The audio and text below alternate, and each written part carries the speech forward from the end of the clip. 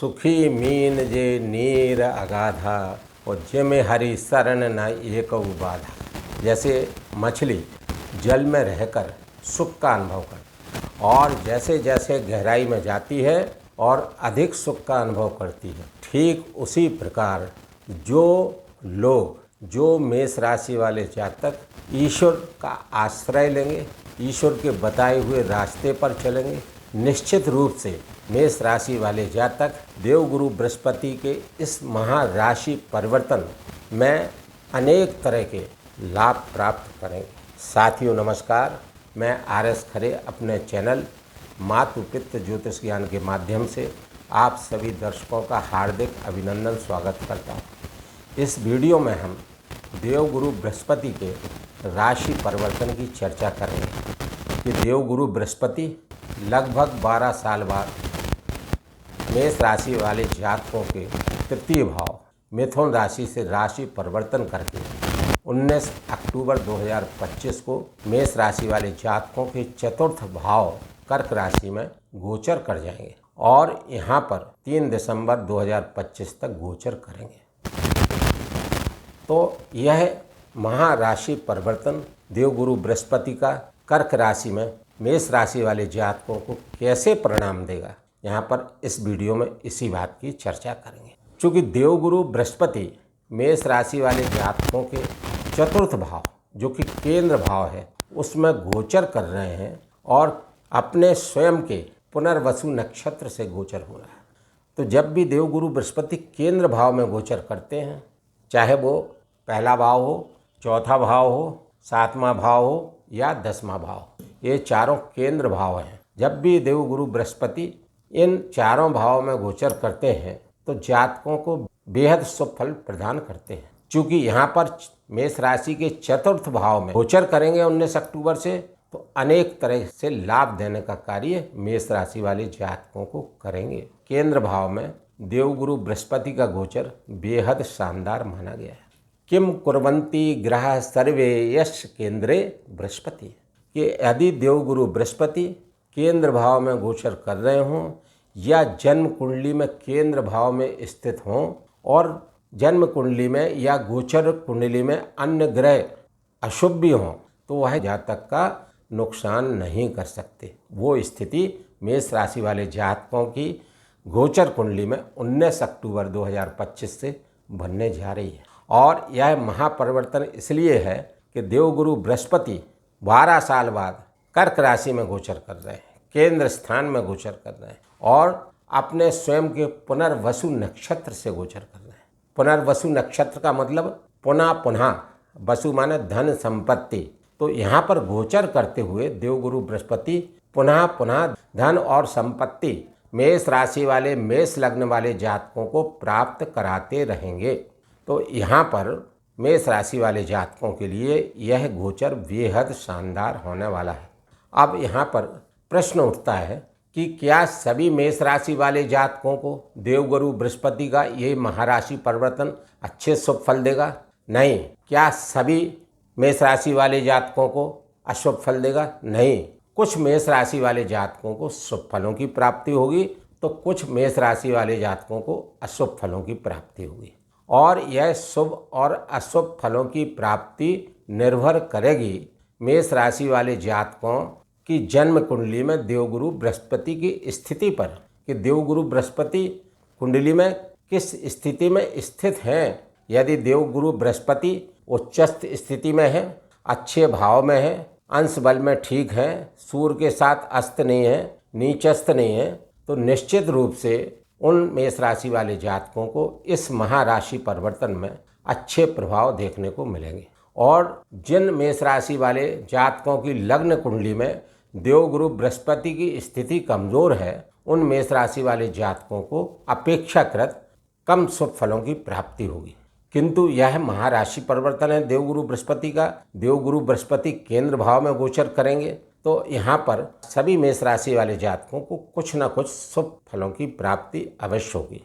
देवगुरु बृहस्पति की 3 दृष्टियाँ होती हैं, 5वीं दृष्टि, 7वीं दृष्टि और 9वीं दृष्टि। देवगुरु बृहस्पति 5वीं दृष्टि से अष्टम भाव को, देवगुरु बृहस्पति पांचवी दृष्टि से 1 2 3 4 5, पांचवी दृष्टि से अष्टम भाव को देखेंगे, सातवीं दृष्टि से कैरियर भाव को देखेंगे और नौवीं दृष्टि से 8 9, नौवीं दृष्टि से द्वादश भाव को देखेंगे। तो इन तीनों भावों पर जब देवगुरु बृहस्पति दृष्टिपात करेंगे तो इन तीनों भावों से आपको अच्छे फल देने का कार्य करेंगे, क्योंकि उच्चस्थ गुरु की दृष्टि और केंद्र भाव में गोचर करते हुए दृष्टि विशेष शुभ फलों की प्राप्ति मेष राशि वाले जातकों को कराएगी। देवगुरु बृहस्पति की पंचम दृष्टि अष्टम भाव पर, तो अष्टम भाव के कारकों से लाभ प्राप्त होगा। आठवां भाव जमीन के नीचे की चीज़ों से संबंधित है, गूढ़ ज्ञान का भाव है, ज्योतिष का भाव है, सीक्रेट चीज़ों का भाव है, रिसर्च का भाव है, अचानक चीज़ों का भाव है, अचानक घटनाओं का भाव है। तो इन सब चीज़ों से आपको लाभ दिलाने का कार्य करेंगे। यदि आपका सरकारी पैसा डूबा हुआ है, इस गोचर अवधि में मिलने के योग बनते हैं। देवगुरु बृहस्पति की सप्तम दृष्टि कैरियर भाव पर, कैरियर में उन्नति निश्चित होगी। कर्म भाव पर दृष्टि होने से कैरियर में उन्नति होगी। जो लोग सरकारी नौकरी में हैं उनके पद प्रमोशन के लाभ उनको प्राप्त होंगे। इच्छित जगह स्थानांतरण हो सकता है और कैरियर से अनेक तरह के धन लाभ होंगे। नवम दृष्टि द्वादश भाव पर, यह इनकी स्वयं की राशि है मीन राशि। देवगुरु बृहस्पति को दो राशियां मिली हुई हैं, धनु राशि और मीन राशि। तो इनकी नवम दृष्टि उनके स्वयं के घर पर है, मीन राशि पर है। तो देवगुरु बृहस्पति यहाँ पर अच्छे फल देने का कार्य करेंगे। जो मेष राशि वाले जातक विदेशों में रहकर कार्य कर रहे हैं उनको विदेशों में उन्नति प्राप्त होगी, धन लाभ प्राप्त होंगे। और जो लोग विदेश जाने की प्लानिंग कर रहे हैं उनको विदेश जाने के योग बनेंगे। यह काफ़ी अच्छी स्थिति है, किंतु यहाँ पर मेष राशि वाले जातकों को 29 मार्च 2025 से शनि के 7.5 का प्रभाव है। जैसा कि चार्ट में दिख रहा है, शनिदेव यहाँ पर मीन राशि में गोचरवश स्थित है। चूँकि शनिदेव महाराज मीन राशि में स्थित होकर गोचर कर रहे हैं और मीन राशि के स्वामी कौन है? देवगुरु बृहस्पति। तो देवगुरु बृहस्पति के घर पर गोचर कर रहे हैं, पूर्वा भाद्रपद नक्षत्र में गोचर कर रहे हैं और यह बेहद शुभ नक्षत्र है देवगुरु बृहस्पति का। यहाँ से देवगुरु बृहस्पति धन संचय कराने का कार्य करते हैं, धन प्रदाता बनते हैं। यद्यपि द्वादश भाव धन व्यय का भाव है, अनावश्यक खर्चे का भाव है, रोग का भाव है, अस्पताल का भाव है, लेकिन यहाँ पर दृष्टिपात करते हुए अच्छे फल देने का कार्य करेंगे। जब तक देवगुरु बृहस्पति चतुर्थ भाव में पुनर्वसु नक्षत्र से गोचर करेंगे और शनिदेव महाराज पूर्वा भाद्रपद नक्षत्र जो कि देवगुरु बृहस्पति का शुभ नक्षत्र है गोचर करेंगे, तब तक शनिदेव के आपको शुभ फल प्राप्त होंगे। शनिदेव आपको अच्छे परिणाम देते हुए दिखेंगे। चूँकि शनिदेव आपकी कुंडली में दशम भाव और 11वें भाव के स्वामी हैं। मकर राशि और कुंभ राशि शनिदेव को दो राशियां मिली हैं और दोनों राशियों के मालिक हैं। कैरियर भाव के स्वामी हैं और लाभ भाव के स्वामी होकर द्वादश भाव में गोचर कर रहे हैं।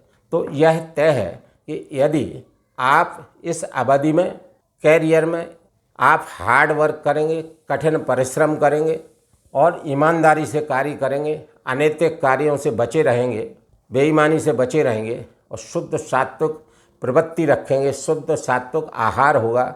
और चूँकि शनिदेव महाराज गरीब व मजदूर तबके के लोगों के प्रतिनिधि हैं, तो यदि आप गरीब मजदूर वर्ग की सेवा किसी भी रूप में करते रहेंगे, सहायता किसी भी रूप में करते रहेंगे, तो निश्चित रूप से शनिदेव महाराज के कृपा पात्र बने रहेंगे और धर्म पुण्य के कार्य करते रहेंगे। जैसा मैंने वीडियो प्रारंभ के पूर्व ही बताया, सुखी मीन जे नीर अगाधा जिम हरि शरण न एको बाधा। जो ईश्वर की भक्ति करेंगे इस गोचर अवधि में, क्योंकि देवगुरु बृहस्पति देवताओं के गुरु हैं, तो बेहद शुभ फलों की प्राप्ति पाते रहेंगे। और शनि देव की 7.5 में भी मेष राशि वाले जातकों को अच्छे शुभ फलों की प्राप्ति होती रहेगी। और देवगुरु बृहस्पति 12 नवंबर से बकरी होंगे, तो यहाँ पर आपका पराक्रम बढ़ाने का कार्य करेंगे, आपका यहाँ पर पुरुषार्थ बढ़ेगा, जिससे आपको अनेक तरह से लाभ प्राप्त होंगे। आपको अच्छा ज्ञान देंगे, जिससे आपका कैरियर अच्छा रहेगा और आप कैरियर में उन्नति कर पाएंगे। कुल मिलाकर देवगुरु बृहस्पति का यह महाराशि परिवर्तन मेष राशि वाले जातकों के लिए बेहद शानदार होने वाला है।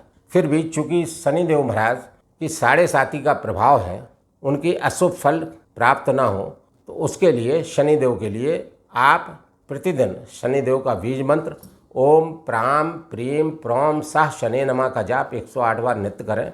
प्रत्येक शनिवार को सूर्यास्त के बाद पीपल के वृक्ष के समीप सरसों के तेल का दीपक जलावें एवं वहां बैठकर शनि चालीसा का पाठ भी कर सकते हैं। श्री दशरथ कृत शनि स्तोत्र का पाठ करेंगे तो आपको और अधिक लाभ प्राप्त होंगे। कुल मिलाकर देवगुरु बृहस्पति का यह राशि परिवर्तन बेहद शानदार बना हुआ है। चूँकि चतुर्थ भाव में हो रहा है तो ये भूमि भवन का भाव है, ये पारिवारिक सुख का भाव है, ये मानसिक सुख का भाव है। तो इन सब चीज़ों में आपको प्रसन्नता देखने को मिलेगी, आपको पारिवारिक खुशी मिलेगी, आपके परिवार का माहौल अच्छा होगा, मानसिक सुख अच्छा होगा, वाहन का सुख प्राप्त हो सकता, हर तरह से सुख ही सुख प्राप्त होने के योग बने हुए हैं। क्योंकि शनिदेव महाराज भी देवगुरु बृहस्पति की राशि में गोचर करते हुए उनके नक्षत्र से गोचर कर रहे हैं और नवम दृष्टि भी शनिदेव महाराज पर है और मीन राशि पर है और अपने स्वयं के अच्छे नक्षत्र पुनर्वसु से गोचर कर रहे हैं और केंद्र भाव में गोचर कर रहे हैं। तो यह तय है कि 19 अक्टूबर 2025 से 3 दिसंबर 2025 तक देवगुरु बृहस्पति का यह महाराशि परिवर्तन मेष राशि वाले जातकों के लिए वरदान साबित होगा। यहाँ पर मैं अपने प्रिय दर्शकों से विनम्र अनुरोध करता हूँ कि इस वीडियो में मेरे द्वारा दी गई जानकारी यदि अच्छी लगी हो तो चैनल को लाइक, सब्सक्राइब एवं शेयर करना ना भूलें। धन्यवाद।